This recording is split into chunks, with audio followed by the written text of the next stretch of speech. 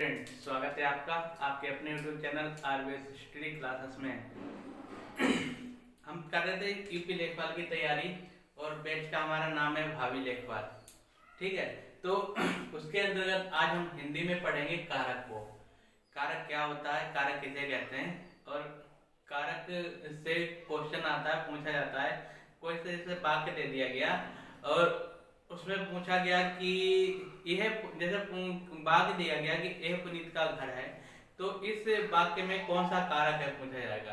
तो इसमें घर और पुनीत में क्या संबंध है, तो वही आपको बताना है। तो क्या हमारा ये कि घर किसका है, पुनीत का है। घर किसका है, पुनीत का है। ठीक है, तो यहाँ पर घर का संबंध किससे, पुनीत से है, तो यहाँ पर हमारा संबंध कारक होता है। तो ऐसे ही वाक्य दे दिए जाते हैं और फिर पूछा जाता है कि ये वाक्य में कौन सा कारक है। तो आइए टॉपिक शुरू करने से पहले जो लोग पहली बार वीडियो को देख रहे हैं तो वीडियो को सब्सक्राइब जरूर कर लें। शुरुआत करते हैं कारक। कारक किसे कहते हैं, तो कारक क्या होते हैं, संज्ञा या सर्वनाम का वह रूप जिसमें वाक्य के अन्य शब्द, संज्ञा व सर्वनाम का वह रूप जिसमें वाक्य का अन्य शब्दों से क्या होता है, संबंध होता है। संज्ञा या सर्वनाम,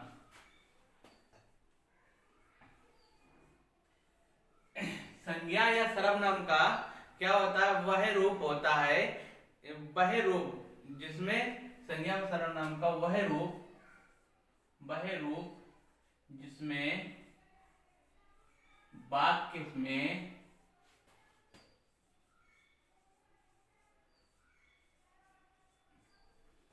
संज्ञा या सर्वनाम का वह रूप जिसमें वाक्य में अन्य शब्दों का क्या होता है, संबंध होता है। अन्य शब्दों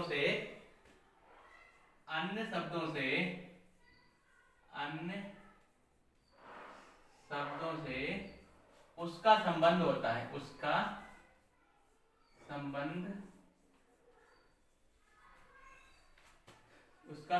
होता है। ठीक है, संज्ञा व सर्वनाम का वह रूप होता है जिसमें क्या होता है कि वह रूप होता है जिससे वाक्य में क्या होता है कि संबंध होता है। तो वो हमारा क्या कहलाता है, कारक कहलाता है। वो हमारा कारक कहलाता है। ठीक है, यानी संज्ञा या सर्वनाम का वह रूप जिससे वाक्य में अन्य शब्दों से उसका संबंध होता है, तो वो कारक कहलाता है। तो आप लोग इसे जो वीडियो है सेशन को शेयर भी कर दिया करें, अधिक से अधिक इसे शेयर कर दिया करें अपने दोस्तों, अपने रिश्तेदारों के पास। ठीक है, जो बच्चे पढ़ाई करते हैं उन्हें तो जरूरी इसे शेयर कर दिया करें, जिससे कि उन्हें भी इस क्लास का लाभ मिल सके। तो आता है कि कारक, तो कारक कितने प्रकार के होते हैं, कारक के होते हैं 8 प्रकार के होते हैं। और कारक से एक संबंध आता है विभक्ति का। कारक का एक संबंध आता है, इसे बोलते हैं विभक्ति। यानी कि विभक्ति क्या होती है, विभक्ति जो होती है संज्ञा या सर्वनाम के रूप को बनाने के लिए उसके आगे जो संज्ञा या सर्वनाम के रूप को बनाने के लिए उसके आगे जो शब्द लगाते हैं वो विभक्ति कहलाती है।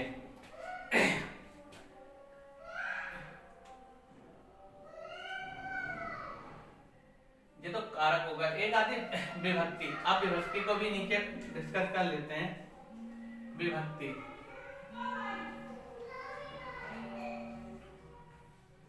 उसको भी डिस्कस कर लेते हैं। विभक्ति, ठीक है, तो विभक्ति क्या होती है कि किसी संज्ञा या सर्वनाम के रूप को बनाने के लिए संज्ञा या सर्वनाम के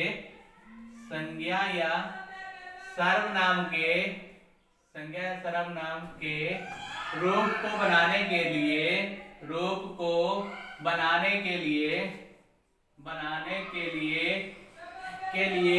जिन शब्दों का प्रयोग करते हैं, जिन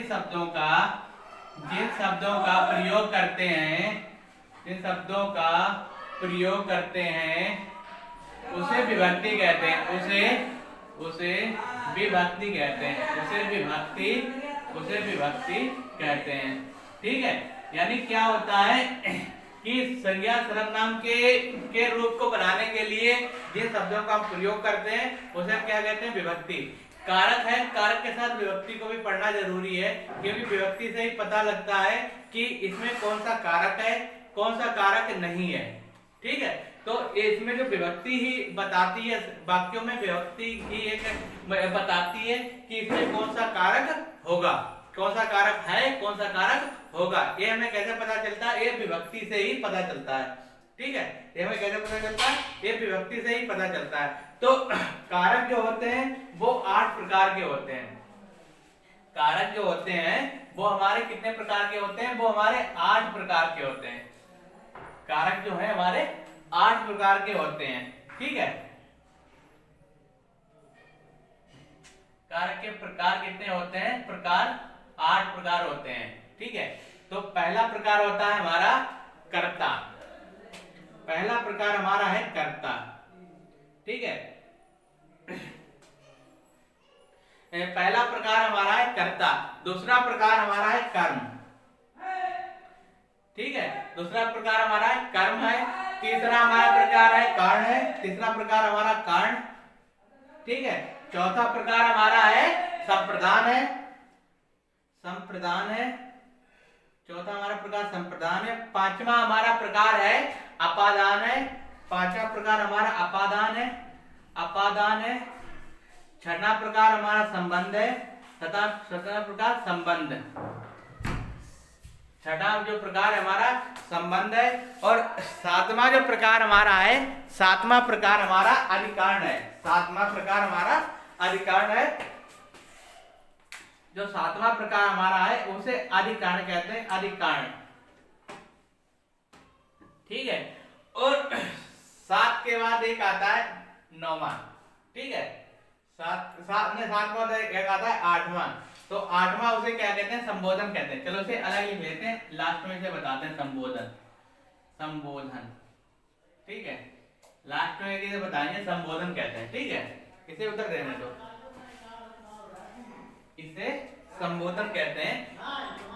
इसे यहाँ पर लिखते हैं। ठीक है, संबोधन, संबोधन। ठीक है, तो हमारा जो प्रकार टाइप हुआ, एक तो एक हुआ कर्ता, कर्म, कारण, संप्रदान, अपादान और संबंध, अधिकरण, और हमारा हुआ है संबोधन। ठीक है, तो ये तो हो गए कारक, ये तो हो गए कारक। ठीक है, ये हमारे हो गए कारक। अब इसमें जो विभक्ति कैसे पहचानेंगे, विभक्ति लगा के इसे कैसे पहचानेंगे, कर्ता की क्या विभक्ति होती है, कर्ण की क्या विभक्ति होती है, कर्म संप्रदान की क्या विभक्ति होती है, अपादान की क्या है, संबंध की क्या है, अधिकरण की क्या है और संबोधन की क्या है। ठीक है, कर्ता की जो विभक्ति होती है उसमें क्या होता है, ने शब्द का प्रयोग होता है। कर्ता की जो विभक्ति है उसमें क्या होता है, ने शब्द का प्रयोग होता है। ने शब्द का प्रयोग होता है। जो उसकी विभक्ति होती है, विभक्ति होती है, इसमें क्या होता है, ने शब्द का प्रयोग होता है। ठीक है, तो ने शब्द का प्रयोग होता है। तो वाक्य में देख लेते हैं, जैसे वाक्य में इसका उदाहरण देख लेते हैं कि हम कहते हैं कि राधा खेलती है, राधा खेलती है और क्या होता है, राधा ने खाना खाया। देखो इसका क्या लक्षण क्या होता है कि कार्य को करने वाला होता है। इसमें कार्य को करने वाला होता है। इसका ये लक्षण है कि कार्य होगा, कार्य होगा। तो उसमें क्या होता है, इसका लक्षण है कार्य करने वाला होता है। और ये इसमें क्या विभक्ति रहित होती है, ये विभक्ति रहित होती है और इसमें क्या होता है, ने लगा होता है। विभक्ति रहित भी वाक्य होता है और इसमें क्या होता है, ने भी लगा होता है। तो जैसे कहते हैं कि राधा खेलती है, राधा खेलती है तो विभक्ति रहित है, राधा खेलती है, कार्य कर रहा है यानी कार्य करने वाला तो है इसमें। और फिर आता है राधा ने खाना खाया। वाक्य हमारा राधा ने खाना खाया, खाना खाया। तो राधा ने खाना खाया, तो यहाँ पर जो ने देखो विभक्ति जो हमारी आ गई है, ने जो विभक्ति हमारी आ गई है यहाँ पर, तो ये हमें क्या दिखाती है कि कर्ता कारण दिखा रही है, कि कर्ता कारक है। यहाँ पर क्या है हमारा, कर्ता कारक है। फिर आता है हमारा कर्म कारक। तो कर्म कारक का जो विभक्ति होती है वो को होती है, ठीक है।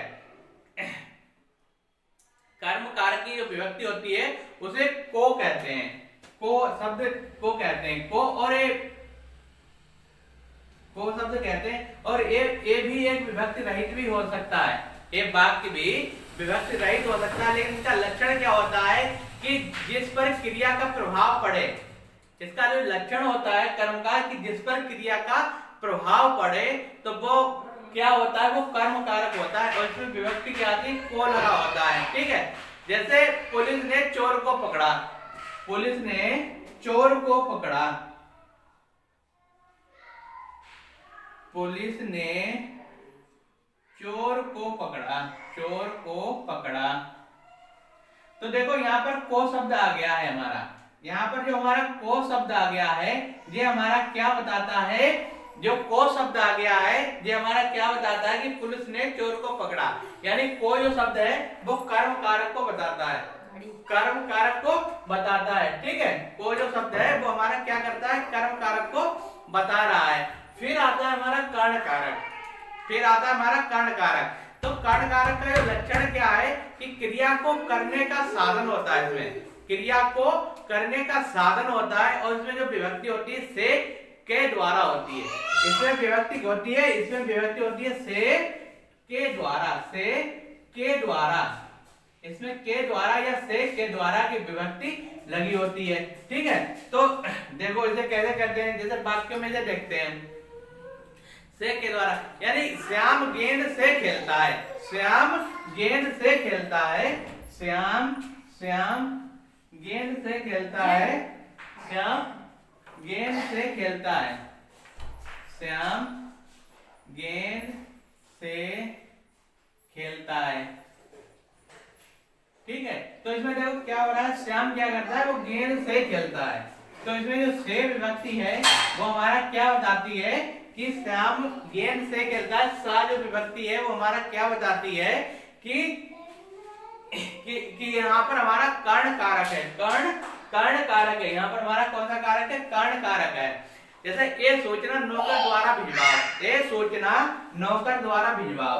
एक वाक्य क्या आता है, ये सूचना, ए सूचना नौकर द्वारा भिजवाओ, ए सूचना नौकर द्वारा भिजवाओ, ठीक है, द्वारा भिजवाओ। तो यहाँ पर देखो द्वारा जो शब्द आ गया है, जो यहाँ पर द्वारा शब्द आ गया है, तो यहाँ पर ये हमारा क्या बताता है कि यहाँ पर हमारा क्या बताता है, के द्वारा, नौकर के द्वारा भिजवाओ, ये सूचना नौकर के द्वारा, ठीक है, नौकर के द्वारा। हमारा आता है नेक्स्ट आता है संप्रदान, नेक्स्ट हमारा आता है संप्रदान।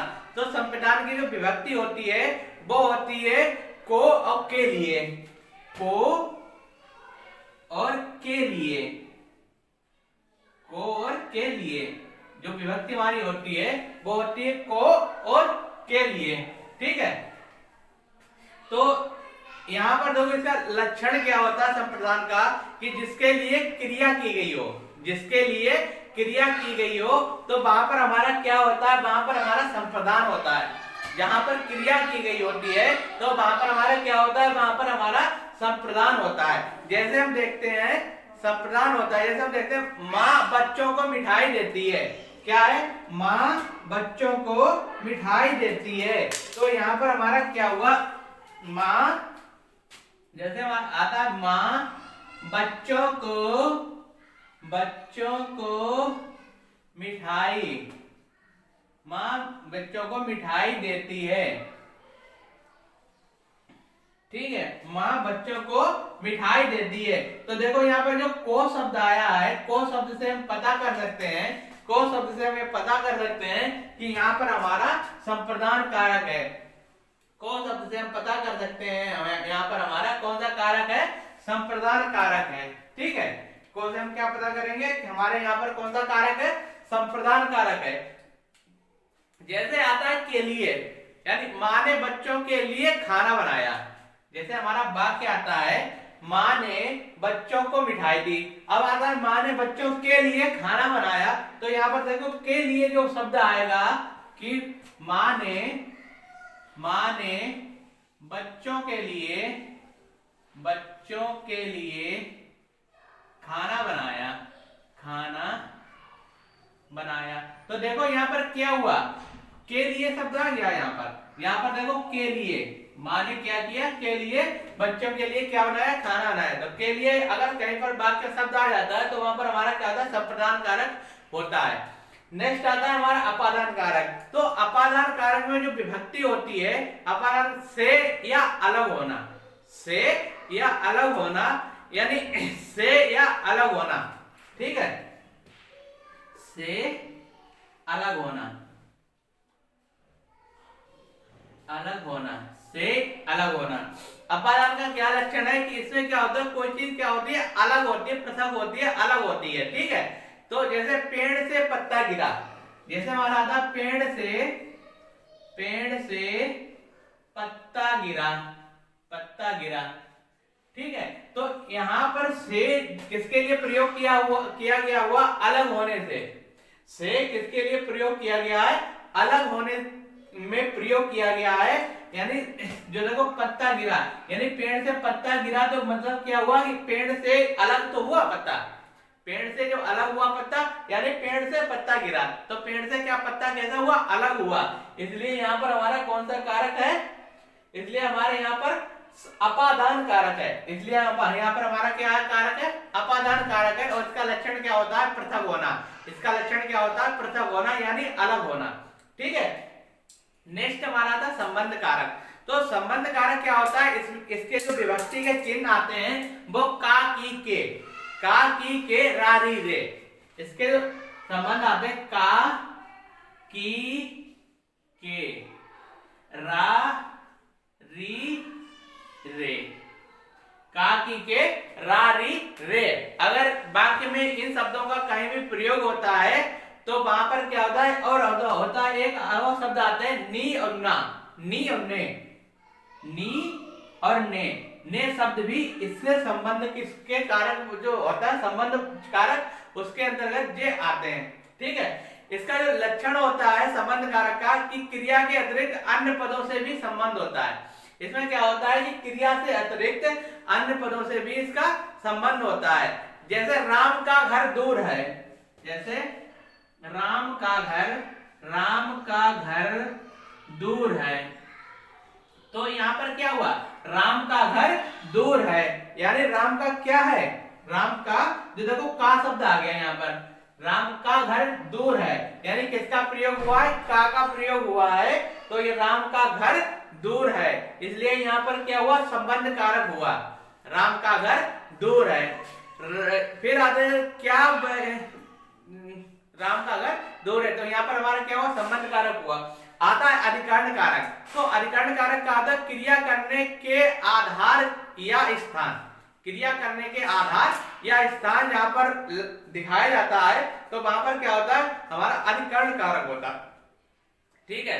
तो क्या करना है कि क्रिया करने के आधार पर वाक्यों में को दिखाया जाता है तो वहां पर क्या होता है, अधिकरण कारक होता है। और इसके जो विभक्ति के चिन्ह होते हैं, विभक्ति जो वाक्य में देखने को मिलेगी वो क्या होती है, में पर,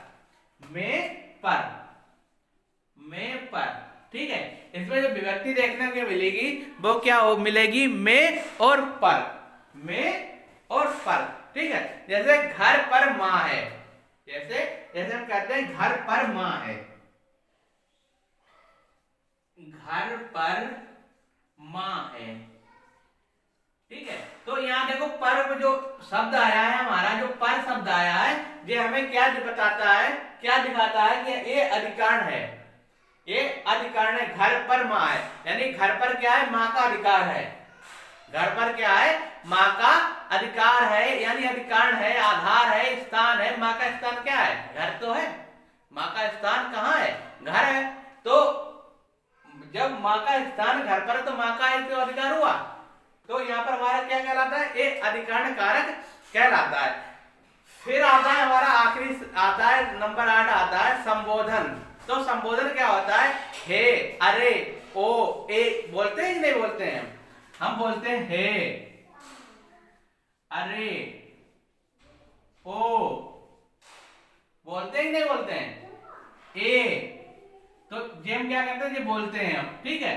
तो ये हमारा क्या होता है, ये मतलब ये क्या होता है, विभक्ति के चिन्ह होते हैं। जैसे हम कहते हैं रमा, हे रमा, देखो हे रमा, यानी देखो घर कितना सुंदर है। हम बोलते हैं हे रमा, हे रमा देखो घर कितना सुंदर है, घर कितना सुंदर है, ठीक है। हे रमा देखो घर कितना सुंदर है। तो देखो हे शब्द का जो हम प्रयोग कर रहे हैं संबोधन के लिए कर रहे हैं, ये शब्द का प्रयोग हम कर रहे हैं किसके लिए, संबोधन के लिए कर रहे हैं। जैसे हम कहते हैं बच्चों खूब परिश्रम करो, यानी बच्चों खूब परिश्रम करो। अरे मूर्ख ये तूने क्या किया, अरे देखो अरे शब्द का हमने प्रयोग किया है, अरे, अरे मूर्ख ये तुमने क्या किया, क्या, अरे मूर्ख यह तुमने क्या किया, यह तुमने क्या किया, ठीक है। यानी अरे मूर्ख यह तुमने क्या किया, अरे मूर्ख, अरे मूर्ख ये तुमने क्या किया। तो अरे शब्द का देखो प्रयोग हुआ है, तो ये हमारे क्या कहलाते हैं, संबोधन, संबोधन कारक, मतलब संबोधन कारक उसे कहते हैं। तो ये तो था हमारा कारक का लेक्चर, ठीक है। नेक्स्ट लेक्चर हम बातचीत को आपको पढ़ाएंगे, बातचीत से वॉइस कहते हैं, ठीक है। बातचीत को आपको पढ़ाएंगे।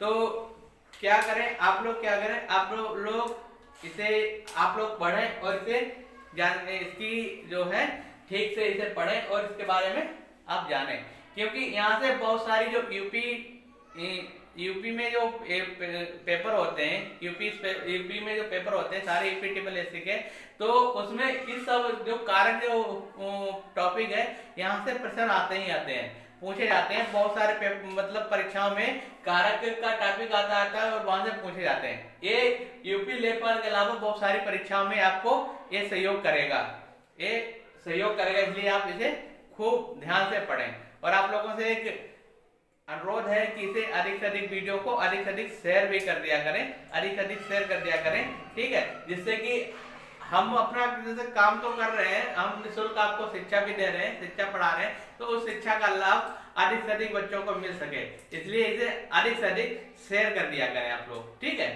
तो आज के लिए इतना ही, अब नेक्स्ट वीडियो में मिलते हैं। बहुत बहुत धन्यवाद।